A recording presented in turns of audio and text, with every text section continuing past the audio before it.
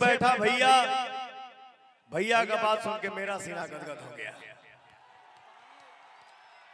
मैंने सोचिए पहले का क्या बिहार था। मैंने एक रियलिटी शो किया, राइज एंड फॉल। हम लोग पहले कहीं जाते थे बाहर भैया तो बोलने में शर्म आती थी कि मैं यहां बैठा हूं, कैसे बोलूं कि मैं भोजपुर से हूं, बिहारी हूं। लेकिन भैया है, एनडीए सरकार ने ऐसा माहौल बनाया भैया कि आज हम लोग दुनिया के किसी भी कोने में बैठते हैं तो गर्व से बोलते हैं कि आई एम बिहारी। आज हमारा एक गाना भी रिलीज हुआ है जिस गाने का टाइटल है एक बिहारी 100 पे भारी। तो भैया हो, विकास आप ही सबन के हाथ में बा और आप सबके ही विकास चुने के बा, ठीक बा। गुलाब भैया के भारी मत से आप लोग विजयी बनावा जा। हम तरह और भाई या बेटा हईले हैं, इनके जितावा। एकरा बाद भव्य एगो कार्यक्रम होई बरहपुर में। जय एनडीए, जय बिहार। गुलाब भैया जिंदाबाद, हमार चिराग भैया जिंदाबाद, एनडीए सरकार जिंदाबाद।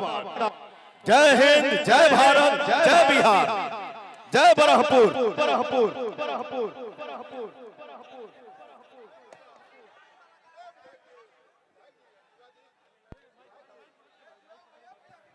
आप लोगों के सामने बरहपुर के धरती से एक कलाकार जो है हेलीकॉप्टर बना करके लाए हैं, चिराग भैया को अपने साथ देना चाहते हैं।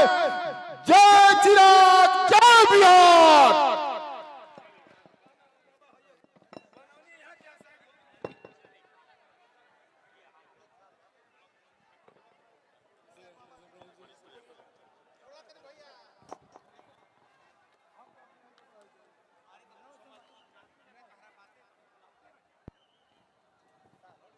कि चिराग पासवान शेर का बेटा है, रामविलास पासवान का बेटा है। भैया ना टूटने वाला हूँ ना झुकने वाला हूँ, और डरता तो भाई मैं किसी से नहीं हूँ। जितनी ताकत आजमानी है आजमा ले। सर पे कफन बांध के निकला हूँ कि जब तक बिहार को विकसित राज्य नहीं बना दूंगा तब तक मैं भी चैन की सांस नहीं लूंगा। ये वादा आप लोगों से करके जाता हूँ। पर यह बात भी तय है साथियों कि चिराग पासवान अकेला कुछ नहीं कर सकता। चिराग पासवान को जरूरत है तो निरंतरता में आप सबके साथ की, आप सबके सहयोग की। बिना आपके ना मैं बिहार को फर्स्ट बना सकता हूं, ना बिहारियों को फर्स्ट बना सकता हूं। मेरे प्रधानमंत्री नरेंद्र मोदी जी की सोच वाला बिहार को अगर बनाना है तो उसमें हम सबको जात पात धर्म मजहब से उठकर हम सबको एक होना होगा। एकजुट होकर ही हम लोग सही मायनों में उस विकसित बिहार का निर्माण कर सकते हैं जिसका सपना मेरे प्रधानमंत्री आदरणीय नरेंद्र मोदी जी ने देखा है। साथियों, एक लंबे समय के बाद आज जब बिहार को ये डबल इंजन की सरकार मिली है तो इसका जितना लाभ हो हम लोगों को लेना चाहिए।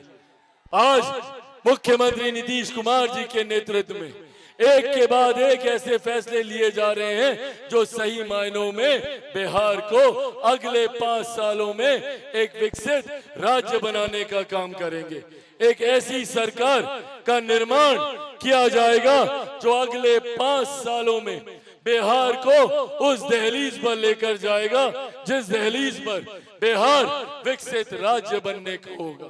आज हम लोग जब देखते हैं कि भैया दिल्ली बंबई चमचमाते शहर है, हम लोग भी चाहते हैं कि बिहार भी ऐसा ही चमचमाता शहर बने। दिल्ली में मैं पला बड़ा हूँ, मुंबई में मैंने काम किया, पर मैंने आज तक कभी नहीं देखा कि कोई दिल्ली का लड़का बिहार आता हो शिक्षा के लिए या कोई मुंबई का लड़का बिहार आता हो रोजगार के लिए। हम बिहारियों को ही बिहार से बाहर जाना पड़ता है।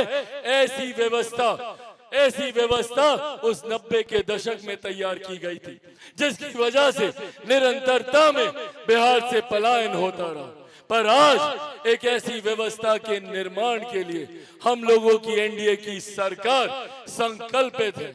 एक ऐसी व्यवस्था के निर्माण के लिए हम लोग संकल्प लेकर चले हैं कि अब वो दिन दूर नहीं होगा जब किसी भी बिहारी को शिक्षा के लिए, रोजगार के लिए ना कभी बिहार छोड़कर बाहर नहीं जाना होगा, बल्कि दूसरे राज्य के लोग बिहार आएंगे कार्य के लिए, शिक्षा हासिल करने के लिए। भैया हमारी धरती एक से एक महापुरुषों की ये धरती रही है। एक समय ऐसा था जब देश तो भूल जाइए, दुनिया ने कभी शिक्षा के महत्व को नहीं समझा था। तब हम लोग नालंदा यूनिवर्सिटी पर हम लोग फक्र करते थे। तब देश विदेश से लोग आते थे बिहार शिक्षा हासिल करने के लिए। गौतम बुद्ध की ये धरती रही है, गुरु गोविंद सिंह जी की ये धरती रही है, भगवान महावीर की ये धरती रही है, मेरी माता सीता की ये धरती रही है।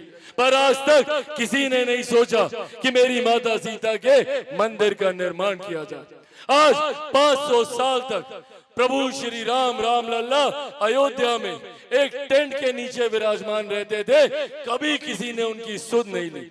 देश में एक ऐसा नेतृत्व आया, और इसके लिए प्रधानमंत्री जी का जितना धन्यवाद किया जाए उतना कम है। देश में एक ऐसा नेतृत्व आया जिन्होंने 500 साल के बाद रामलल्ला के लिए अयोध्या में भव्य मंदिर का निर्माण करने का काम किया, और आज मेरी माता सीता के लिए उतने ही भव्य मंदिर का निर्माण हम लोग सीतामढ़ी में हम लोग करने जा रहे हैं। साथियों, आस्था एक तरफ, पर सोचिए रिलीजियस टूरिज्म को जब बढ़ावा मिलता है तो एक राज्य का राजस्व कितना बढ़ता है। जहां एक तरफ हम लोगों की आस्था को सम्मान मिलता है तो वहीं दूसरी तरफ इससे राज्य को कितना फायदा होता। जब देश विदेश से लोग आएंगे और हम लोगों की धरती में हर वो संभावनाएं हैं कि इसको रिलीजियस टूरिज्म के तौर पर हम लोग इसको विकसित कर सकते हैं।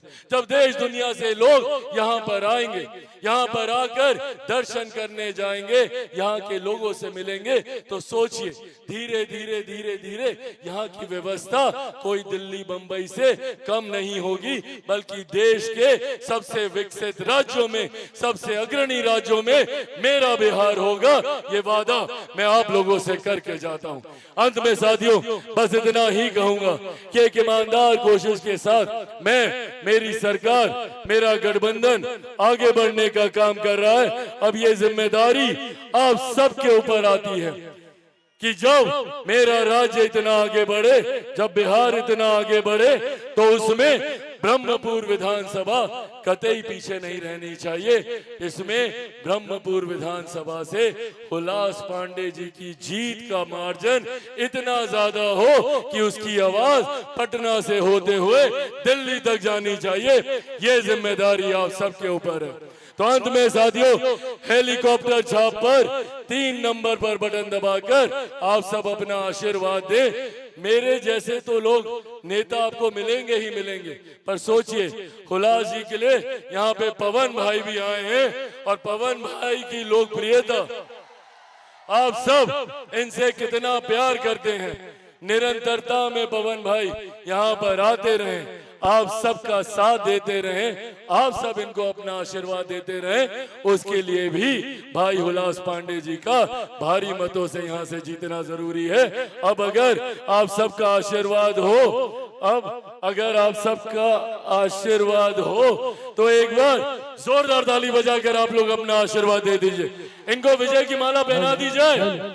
हाँ, विजय की माला पहना दी जाए। जोरदार ताली से अपना आशीर्वाद दीजिए।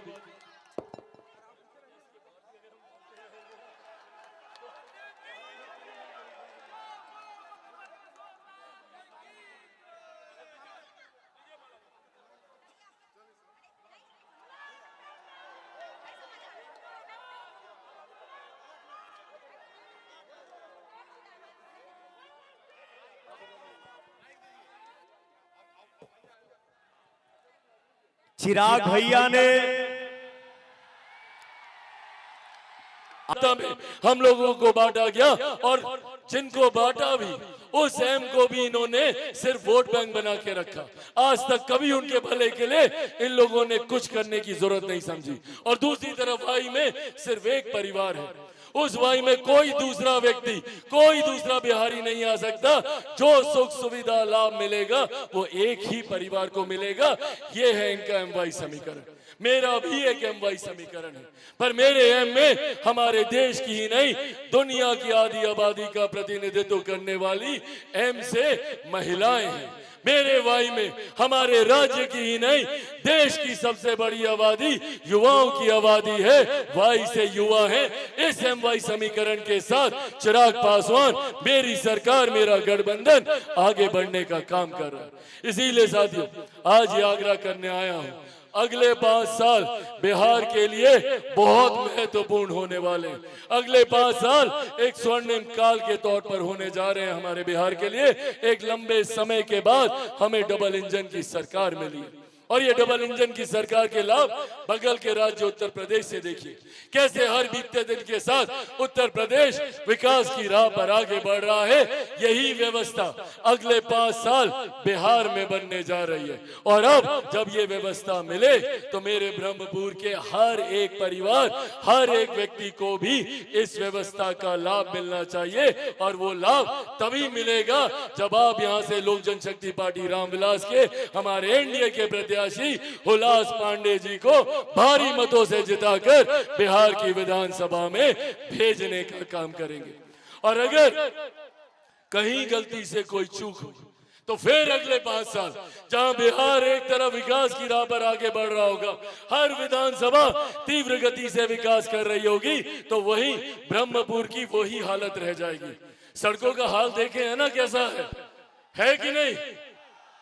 कॉलेज खुला यहाँ पे पिछले 10 साल में कोई खुला? तो कौन जिम्मेदार है इसका? यहाँ का विधायक, यहाँ के लोग जिन्होंने जीत कर तो गए पर कभी पलटकर अपनी विधानसभा की तरफ नहीं देखा, आपके बारे में नहीं देखा। इसीलिए साथियों यह आग्रह करता हूं कि एक ऐसे नेता को चुनिए जो कल को जब जीत कर जाएंगे तो मुख्यमंत्री नीतीश कुमार जी के बगल में बैठकर आपकी समस्या का समाधान करेंगे। मेरे प्रधानमंत्री नरेंद्र मोदी जी से संवाद कर केंद्र सरकार की बड़ी से बड़ी परियोजनाएं लेकर आएंगे। मेरे खुद के साथ बैठकर ब्रह्मपुर में खाद्य प्रसंस्करण के कौन कौन से उद्योग लग सकते हैं इसको करवाने का काम करेंगे। मांझी जी के मंत्रालय से लाभ लाकर आपको देने का काम करेंगे। गिरिराज जी के मंत्रालय से आपको लाभ लाकर देने का काम करेंगे। ये तमाम चीजें संभव तभी होंगी जब आप हुलास पांडे जी को यहां से भारी मतों से विजयी बनाने का काम करेंगे। तो अब आशीर्वाद है ना भैया सबका? हमारी ये बातें ब्रह्मपुर के एक एक प्रखंड, एक एक पंचायत, एक एक गांव, एक एक घर, एक एक परिवार, संभवतः एक एक व्यक्ति तक जानी चाहिए कि अगर बिहार को फर्स्ट और बिहारियों को फर्स्ट बनाना है तो उसके लिए हुलास पांडे जी को यहां से भारी मतों से विजयी बनाना है। तो अब आगामी 6 तारीख को कितना नंबर पर वोट दबाइएगा? कितना नंबर? कितना नंबर? सबको पता है 3 नंबर। दिखाइए सब लोग 3 नंबर, 3 नंबर, 3 नंबर। और छाप कौन सा रहेगा?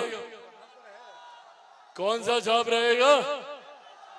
वो देखिए वो लेकर आए हम अपना चुनाव चिन्ह यहाँ पे, हेलीकॉप्टर छाप।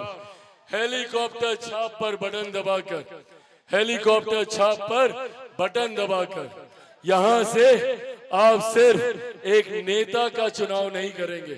यहाँ पर आपको सिर्फ एक विधायक नहीं मिलने जा रहा, ये बात भी तय है कि अगली सरकार में इनकी एक बड़ी जिम्मेदारी हुलास पांडे जी की अगली सरकार में होना तय है।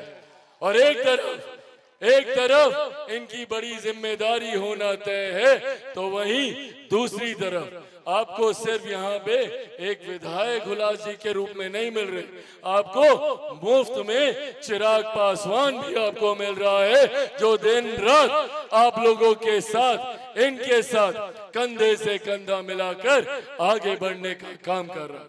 साथियों, मेरे सबसे विश्वसनीय साथियों में सबसे ज्यादा जिस पर मैं, मेरी पार्टी, मेरा परिवार विश्वास करता है उसमें हुलास पांडे जी का नाम आता है। ये एक ऐसे व्यक्ति हैं, जब चिराग पासवान के साथ कोई नहीं खड़ा था तब ये खड़े थे। जब मेरे अपनों ने मुझे धोखा देने का काम किया, उस वक्त मेरे साथ, मेरे परिवार के साथ, मेरी पार्टी के साथ चट्टान की तरह कोई एक व्यक्ति खड़े थे, तो वो हुलास पांडे जी थे। बड़ी बड़ी साजिशें रची गई और आज भी रची जाती है। आज भी कई ऐसे राजनीतिक दल हैं जो चाहते हैं कि चिराग पासवान की राजनीतिक हत्या कर दी जाए, जो चाहते हैं कि चिराग पासवान को समाप्त कर दिया जाए, और उन्होंने पूरा षड्यंत्र भी रचा। कई ऐसे प्रयास किए गए कि भैया चिराग पासवान की पार्टी को तोड़ दो, चिराग पासवान टूट जाएगा। नहीं टूटा चिराग पासवान।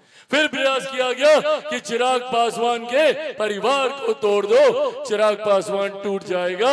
नहीं टूटा चिराग पासवान। फिर प्रयास किया गया कि चिराग पासवान को घर से निकाल के बाहर फेंको, टूट जाएगा चिराग पासवान। नहीं टूटा चिराग पासवान। क्योंकि जो लोग ये सोचते हैं कि इन बातों से चिराग पासवान टूट जाएगा, वो लोग भूल जाते हैं